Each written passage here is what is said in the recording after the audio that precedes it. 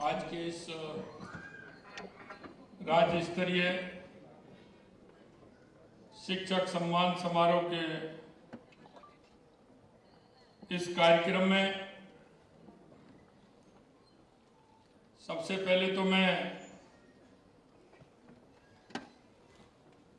आप सभी गुरुजनों का और बीसी के माध्यम से पूरे राजस्थान प्रदेश के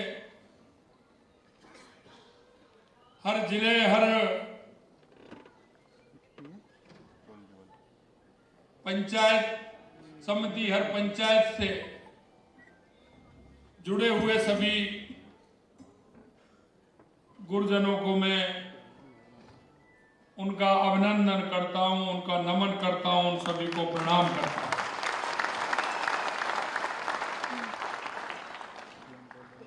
मंच पर विराजमान कैबिनेट में मेरे साथी और उप मुख्यमंत्री श्री प्रेमचंद जी बैरवा साहब, आपने जिनको अभी सुना, दृढ़ इच्छा शक्ति वाले शिक्षा मंत्री सम्माननीय मदन दिलावर जी, हमारी जयपुर की सांसद श्रीमती मंजू शर्मा जी, महापौर श्रीमती सौम्या गुर्जर जी, हमारे सिविल लाइन के विधायक गोपाल शर्मा जी, शासन सचिव स्कूल शिक्षा कृष्ण कुणाल जी, निदेशक माध्यमिक शिक्षा आशीष मोदी जी, और मेरे को प्रथम एडमिशन और पट्टी पुजवाने वाले ऐसे मेरे गुरु शंकर लाल शर्मा जी,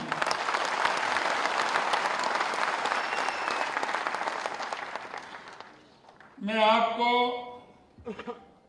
थोड़ा सा याद दिलाऊंगा। कल मेरे मन में विचार आया, लगभग 5 या 7 सालों से पहले तो मुझे पता था कि वो इनके जो सुपुत्र हैं वो भी शिक्षक हैं, तो मैं भरतपुर रहता था तो मेरे को मिल जाते थे, राजी खुशी भी पूछते थे। लेकिन कल मैंने हमारे महासभ हैं उनसे मैंने पूछा कि हमारे गुरुजी शंकर लाल जी का क्या हाल चाल है, तो मैंने दामोदर जी को फोन किया। उन्होंने कहा कि स्वस्थ हैं। मैंने कहा कि आने की स्थिति में है क्या? उन्होंने कहा आने की स्थिति में है, वो बेटे के पास भरतपुर ही रहते हैं। तो मैंने कहा उनको आप लेकर के आए, और वो मैं इसलिए कि मुझे ध्यान है पहले जब प्रथम बार विद्यालय जाते थे तो घर वाले मिठाई बांटते थे। मिठाई जो होती थी वो गुड़ होता था, और जब पट्टी पूछते थे, आज तो किताबें हैं, कापियां हैं। मेरी जो पहला दिन था, मैं देख रहा था कि मेरे दादाजी 3-4 दिन से तैयारी कर रहे हैं मेरे एडमिशन की, और मेरे से मैं कहते थे, बाद में उन्होंने सुनाया कुछ बातें तो मुझे ध्यान थी, कुछ नहीं है। लेकिन जब वो गए थे तो वो पट्टी थी, उस पट्टी पे गेरू लगा करके, गोटा लगा करके एक बुद्धगला उन्होंने बनाया, उसमें डोरी बांध करके एक वो कलम बना करके उसमें लेकर के मेरे को सबसे पहले, और हाथ में गोड़ दक्षिणा जो देते हैं गुरु जी को, वो लेकर के गए। पहले एडमिशन बड़ा, आज हम जो पहला एडमिशन बच्चे का या बच्ची का होता है उसका बड़ा महत्व होता था, और वो जीवन में उस महत्व इतना बड़ा होता था कि जब हम जाते थे वहां गुरुजी एडमिशन करते थे। हमारे तो ये था कि अकेले ही गुरुजी थे वहां उस समय। मां साहब शंकरलाल जी उस विद्यालय में, प्राथमिक विद्यालय था मेरे गांव का, छोटा सा गांव का ही विद्यालय था, उसमें मेरा एडमिशन, प्रथम जो मेरा वहां एडमिशन किया वो हमारे गुरुजी शंकरलाल जी ने किया। और वो इस विद्यालय 5वीं तक था, प्राथमिक विद्यालय तक 5वीं तक मैं वहां पढ़ा। तो 5वीं तक गुरुजी वहीं थे। 5वीं तक जब मैं पढ़ा गुरुजी वहीं थे। उसके बाद में पड़ोस के गांव में 8वीं तक उच्च प्राथमिक विद्यालय जो थे मैं उसमें गया। लेकिन मैं कह सकता हूं कि जो गुरुजी का जो संस्कार है, गुरुजी का जो बालक के प्रति जो समर्पण होता है, आज हम देखते हैं भले ही संपर्क से करें, टेलीफोन से करें। मैं मेरे गांव के परिप्रेक्ष्य में कुछ बताना चाहता हूं।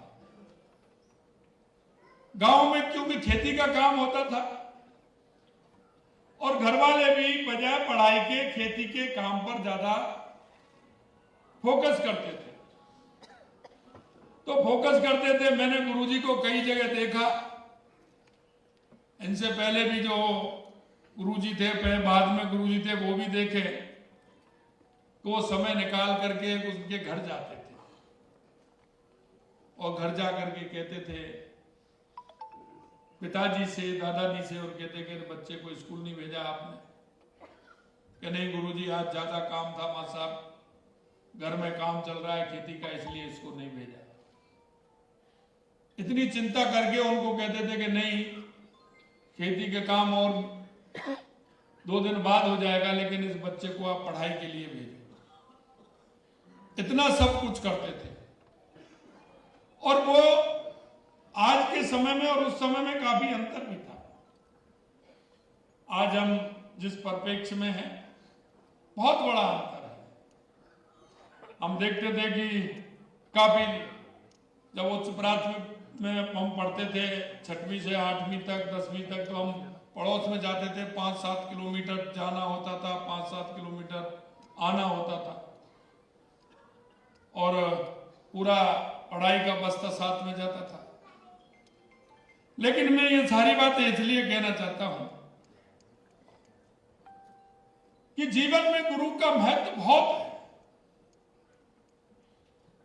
गुरु बिन जीवन सूना है। और मैं आज उन सभी गुरुजनों को प्रणाम करता हूं, उनको नमन करता हूं, और मैं उनको बधाई भी देना चाहता हूं कि वो एक ऐसे पावन कार्य को कर रहे हैं जो आने वाले समय में जिस तरह का वो ज्ञान विद्यार्थी के अंदर डालने का काम करते हैं। कई बार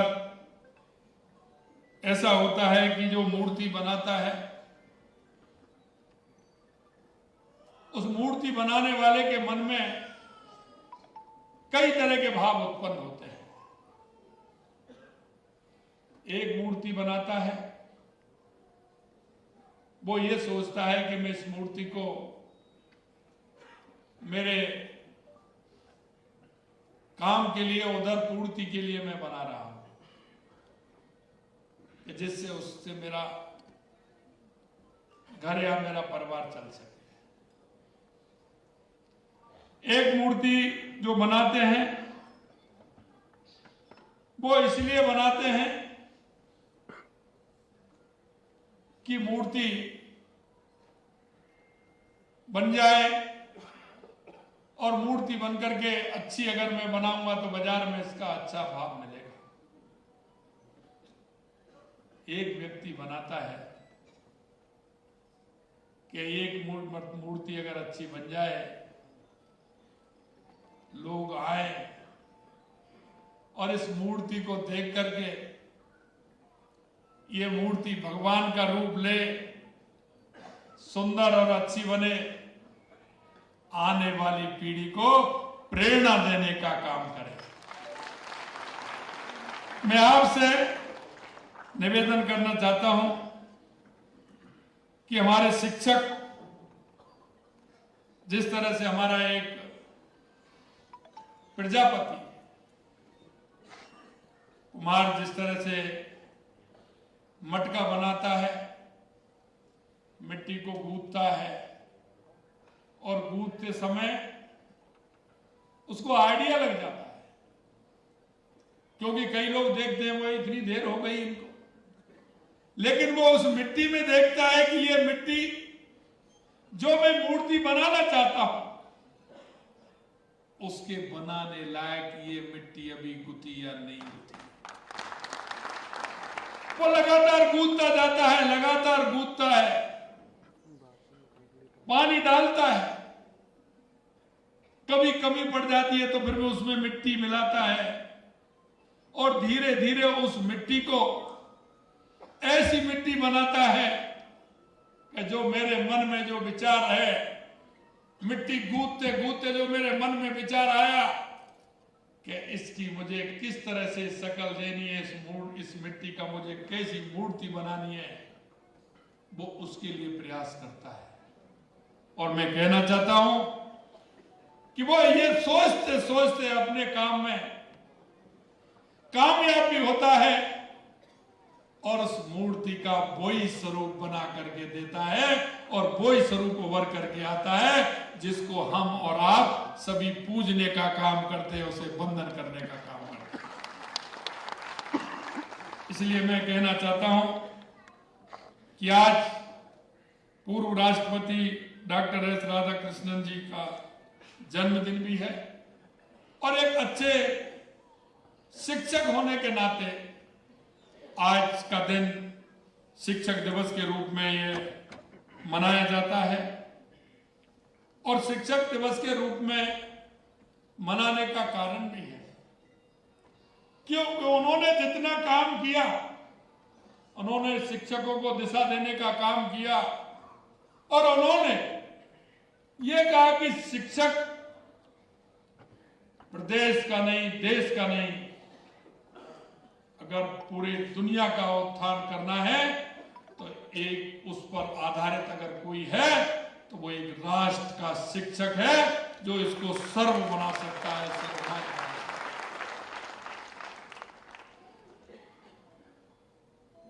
शिक्षा जगत में राधाकृष्ण जी की सेवाएं, अमूल्य योगदान हम सब के लिए विशेष रूप से अनुकरणीय है। आज के दिन में अध्यापकों और गुरुजनों को मैं नमन भी करता हूं और एक और मैं कहना चाहता हूं क्योंकि वो महान हासिल हम ही को प्राप्त है और वो राजस्थान के शिक्षकों को प्राप्त है। और मैं ये दावे के साथ कह सकता हूं हमारा राजस्थान का शिक्षक जितनी परीक्षा दे करके आता है और जितना तप करके आता है, जितना हर विषय में वो योग्य होता है, आज किसी भी प्रदेश का इतना शिक्षक योग्य नहीं। मैं कह सकता हूं कि सरकारी जो स्कूलों में शिक्षक हैं वो महारत हासिल करने वाले शिक्षक हैं। वो ऐसे शिक्षक हैं कि शिक्षा के बुनियादी ढांचे को बदलने में पूरी भूमिका निभाने का काम, क्योंकि उनके अंदर टैलेंट है, उनके अंदर योग्यता है और उन्होंने अपने अपने क्षेत्र में अपनी पढ़ाई के द्वारा महाहासिल प्राप्त कर रखा है। इसलिए मैं कह सकता हूं कि आने वाले दिनों में शिक्षा के क्षेत्र में राजस्थान बहुत बड़ी उन्नति करने वाला है,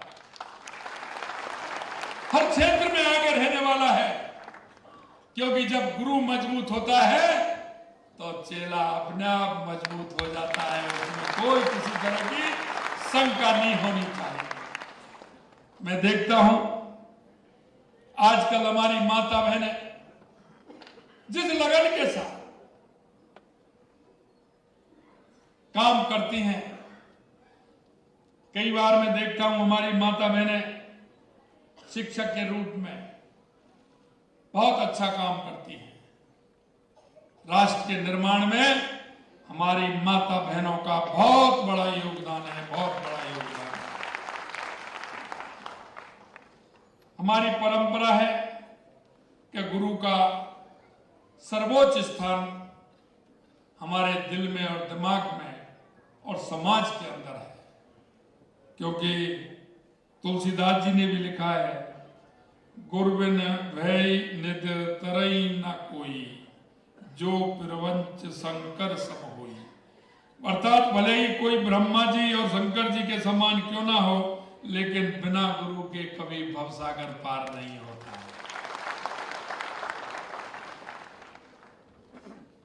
कभी कभी हम देखते हैं मांग भी आती है, उसको पूरा भी करते हैं, होना भी चाहिए।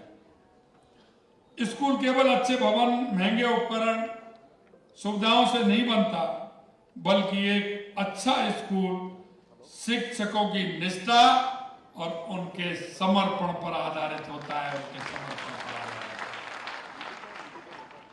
शिक्षक ही सच्चे राष्ट्र निर्माता है। मैं सही बताऊं, क्योंकि शिक्षक सच्चे राष्ट्र निर्माता है। वे हमारे बालक और बालिकाओं में जो आने वाले भविष्य की नींव होती है, उसमें मजबूत नींव डालने का भी काम करते हैं, और वो एक छोटी सी इमारत पर भव्य भवन खड़ा करने का काम करते हैं, तो हमारे शिक्षक करते हैं। शिक्षक की वास्तविक सफलता इसी में निहित है कि उनके विद्यार्थी अच्छे इंसान बने, ऐसा इंसान जिनके विचार तर्क संगत हो, जिनमें करुणा का भाव हो, सहानुभूति हो और समावेशी समाज के लिए काम करने की दृढ़ इच्छा शक्ति हो, और हमारे उस बालक में संवेदनाएं, हमारे माता पिता के प्रति, हमारे बुजुर्गों के प्रति, गुरुओं के प्रति और उन लोगों के प्रति जिनको सहारे की आवश्यकता होती है, उनके प्रति हमारी संवेदनाएं भी हो। हमारी सरकार शिक्षा के महत्व को समझती है, इसके लिए विकास की नई योजनाएं और लगातार नवाचार करने का काम कर रही है। विद्यालयों के मेधावी विद्यार्थियों को इंटरनेट के साथ मुफ्त टैबलेट वितरित भी किए जाने हैं। हमारी सरकार ने राज्य के विद्यालयों में कक्षा कक्ष, लैब, पुस्तकालय, शौचालय के निर्माण के लिए 350 करोड़ रुपए की राशि व्यय करने तथा 750 स्कूलों की बिल्डिंग की मरम्मत करने के लिए बजट में हमने 100 करोड़ रुपए का प्रावधान भी रखा है। हम स्कूल और कॉलेज में बिजनेस इनोवेशन प्रोग्राम के माध्यम से 1 लाख विद्यार्थियों को लाभान्वित भी करने वाले हैं। हर गांव, कस्बे और ढाणी में शिक्षा का दीप जलाने के लिए 50 नए प्राथमिक विद्यालय खोले जा रहे हैं। 100 स्कूलों को क्रमोन्नत किया जा रहा है तथा जल्दी 100 उच्च माध्यमिक विद्यालयों में नए विषयों की शुरुआत की जा रही है। हमने कोशिश की अभी किसी भी ग्राम पंचायत से, किसी भी कस्बे से अगर हमारे पास बात आती है कि इस विद्यालय को क्रमोन्नत करना है, इसकी आवश्यकता है, इस विद्यालय में इस विषय की आवश्यकता है, कभी कभी हमारे मन में आता है कि विद्यार्थी कम है, लेकिन विद्यार्थी की रुचि का सब्जेक्ट नहीं है। हो सकता है उस विषय के विद्यार्थी 10 हो, 15 हो, कम हो, लेकिन हमने कहा है कि कोई भी विद्यार्थी ऐसा नहीं हो जो ये कहे कि मेरी रुचि इस विषय में है। तो मैंने कहा कि वो जो उसका विषय है, निश्चित रूप से हम कोशिश करेंगे कि उस विषय की उपलब्धता उस विद्यालय के अंदर हो, ऐसा हमने कहा। आगामी 2 वर्षों में 20 ITI, 10 पॉलिटेक्निक कॉलेज खोलेंगे। विद्यार्थी स्वस्थ रहे, इसके लिए राज्य के चिकित्सा स्वास्थ्य विभाग के साथ समन्वय स्कूल शिक्षा विभाग के 70,000 विद्यालयों के 80 लाख विद्यार्थियों का स्वास्थ्य परीक्षण सर्वे करवाया गया, जिससे मिले आंकड़ों के आधार पर चिन्हित विद्यार्थी को सरकार स्वास्थ्य विभाग की योजनाओं के अंतर्गत उपचार की सुविधा भी देगी। और सरकार का उद्देश्य है कि हमारा बालिका तन मन और विचारों से स्वस्थ रहे, मस्त रहे, सशक्त रहे, ऐसा हमारा विचार है। शिक्षा के क्षेत्र में परंपरागत शिक्षण पद्धतियों के साथ साथ विविध नवाचारों के लिए भी हम प्रतिबद्ध हैं। इसके लिए स्कूल कॉलेजों में state skill policy, Atal innovation studio और learn earn and progressive leave program, digital Purvotsav इत्यादि के माध्यम से लाखों विद्यार्थियों को लाभान्वित करने का काम भी हाथ में लिया गया है। शिक्षा के इन मंदिरों से डॉक्टर, इंजीनियर, ऑफिसर्स का ही नहीं बल्कि खिलाड़ियों का भी उदय होता है।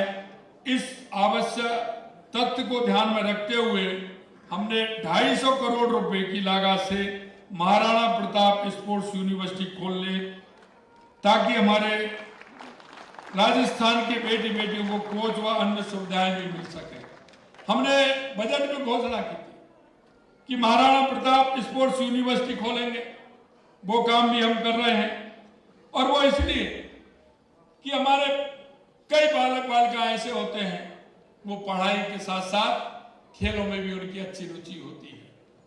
वो हमारे जो उस जिले का नाम रोशन करे, गांव का नाम रोशन करे, हमारे राजस्थान का नाम रोशन करे, हमारे देश का नाम रोशन करे। इसके लिए हमने ये भी सुविधा दी है कि ऐसे बच्चे आगे आए और खेल के माध्यम से वो आगे बढ़े।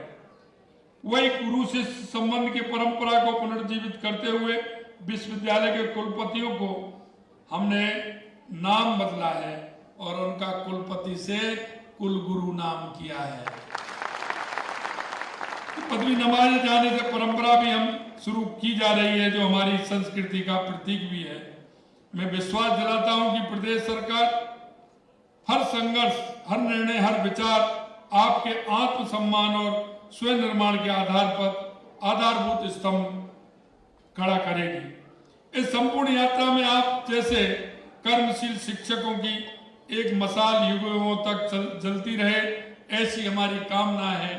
और यही नहीं, आप शिक्षा के क्षेत्र में काम कर रहे हैं, आप आने वाली पीढ़ी को एक सशक्त और मजबूत और श्रेष्ठ बनाने का काम कर रहे हैं।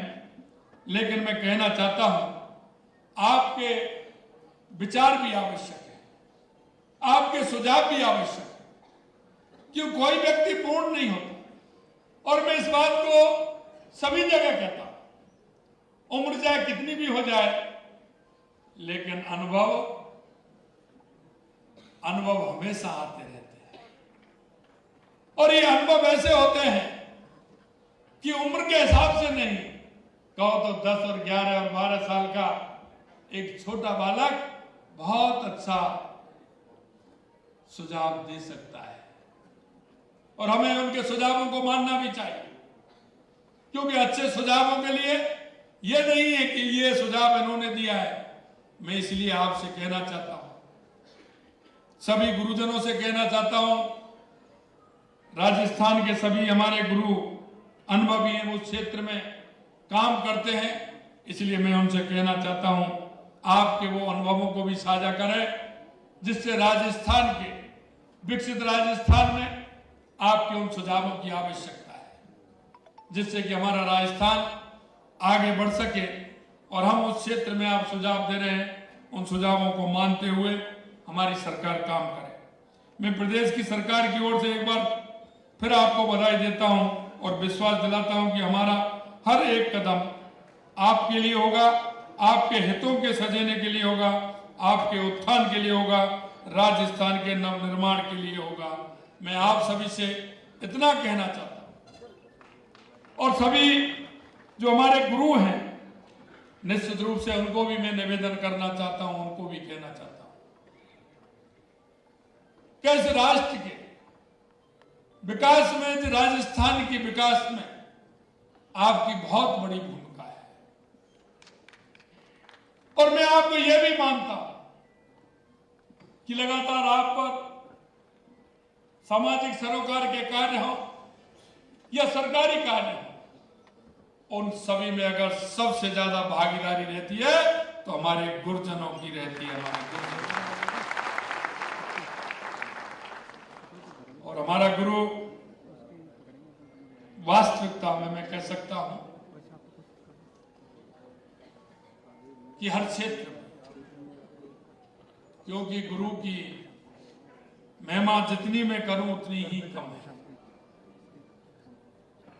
जैसा मैंने कहा कि गुरु का योगदान हर व्यक्ति के जीवन में है, हर व्यक्ति के जीवन में, वो चाहे कितना भी बड़ा बन जाए, लेकिन बिना गुरु के संभव नहीं है। गुरु का योगदान उसमें बहुत आवश्यक है। इसलिए मैं अंत में इतना ही कहना चाहता हूं कि देश के यशस्वी प्रधानमंत्री नरेंद्र मोदी जी के नेतृत्व में 2014 के बाद आप सभी ने परिवर्तन महसूस किया,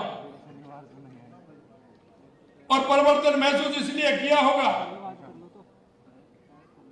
कि 2014 से पहले भी आपने देश की स्थिति देखी। लेकिन मैं कह सकता हूं कि 2014 के बाद चाहे हमारी गरीब कल्याण की योजनाएं हो, चाहे हमारे विकास की योजनाएं हो, चाहे देश के अंदर आतंकवाद और नक्सलवाद का खात्मा हो, या दुनिया में बढ़ता हुआ भारत का गौरव हो, ये अपने आप में आप लोगों ने महसूस किया। सामाजिक सरोकार के क्षेत्र में भी आपने देखा होगा कि देश के यशस्वी प्रधानमंत्री नरेंद्र मोदी जी ने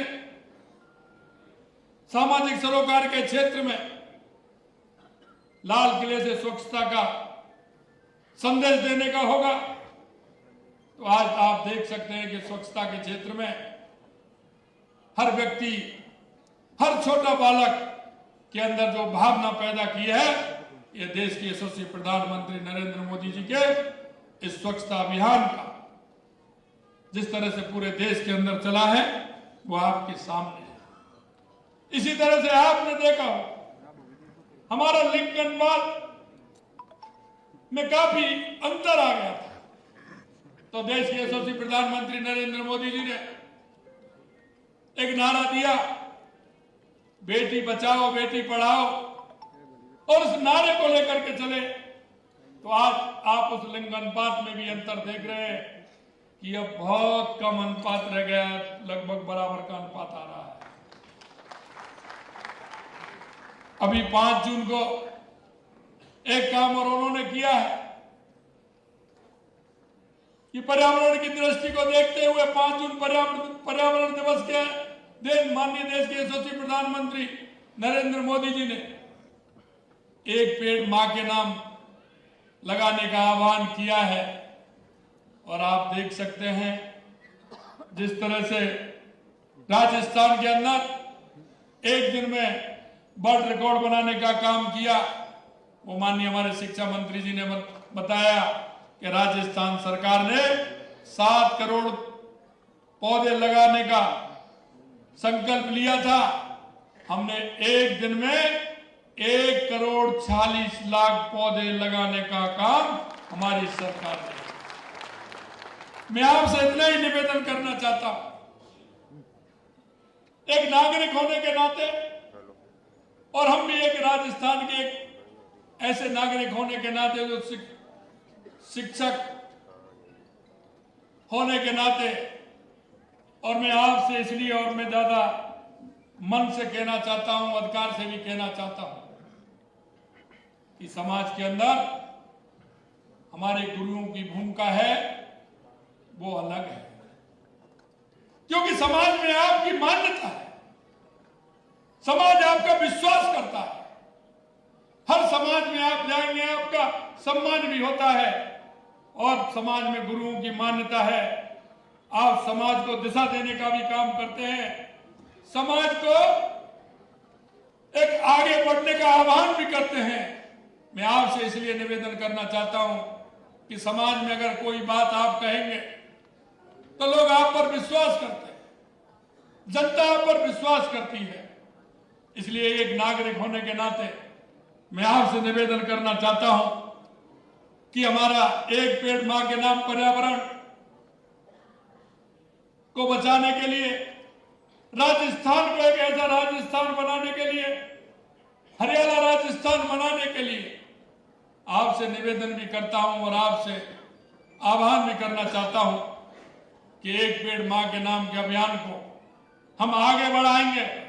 अभी नहीं, लगातार बढ़ाते रहेंगे और फिर राजस्थान को हरियाणा राजस्थान बनाने का काम करेंगे। एक नागरिक होने के नाते अंत में मैं इतना भी कहना चाहता हूं,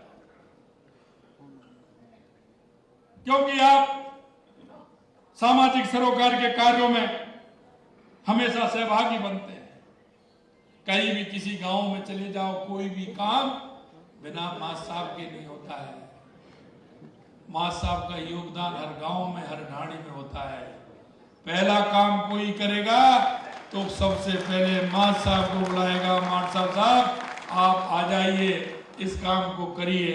ये मैं अच्छी तरह से जानता हूं और इसलिए मैं कहना चाहता हूं कि नागरिक होने के नाते हमारी केंद्र की योजनाएं हो या हमारे राज्य सरकार की योजनाएं, हमारी ऐसी योजना है, कोई भी व्यक्ति किसी को जो आवश्यकता है, हर योजना का नाम हमारा उसमें है।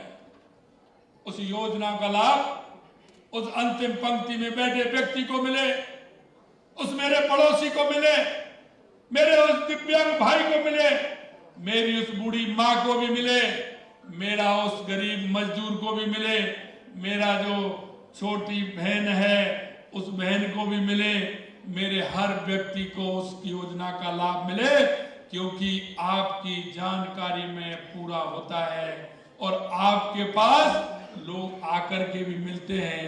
क्योंकि अगर कोई माँ बाप से कोई नहीं कह पाता है, वो बात गुरुजी से जरूर कह देता है। इसलिए मैं आपसे करवत अनुरोध करना चाहता हूं कि इस राजस्थान के विकास में, राजस्थान के मजबूती में, इसको सुदृढ़ करने में गुरुओं से यही अपेक्षा करता हूं कि आज शिक्षक दिवस के अवसर पर इस राजस्थान के उत्थान के लिए, राजस्थान को विकसित बनाने के लिए आप सभी आगे आए। समाज में एक नागरिक होने के नाते जो हमारी योजनाएं, उन योजनाओं को भी पहुंचाएं। अगर किसी तरह से कोई बीमार है, कोई किसी तरह का है, उन योजनाओं का लाभ मिले।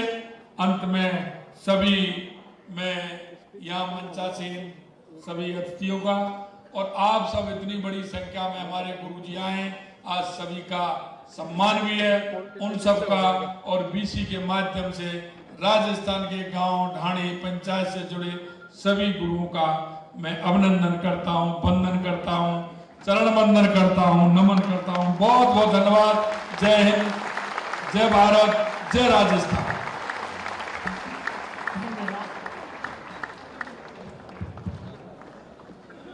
धन्यवाद, बहुत बहुत धन्यवाद माननीय मुख्यमंत्री राजस्थान सरकार। इस राज्य स्तरीय शिक्षक सम्मान समारोह के विश्वास के दीपक पर आत्मविश्वास भरा जो स्पर्श आपने रखा है, उस विश्वास के दीपक के लौ को हम कभी लड़खड़ाने नहीं देंगे, बल्कि उस एक दीपक से आसमान में कई कई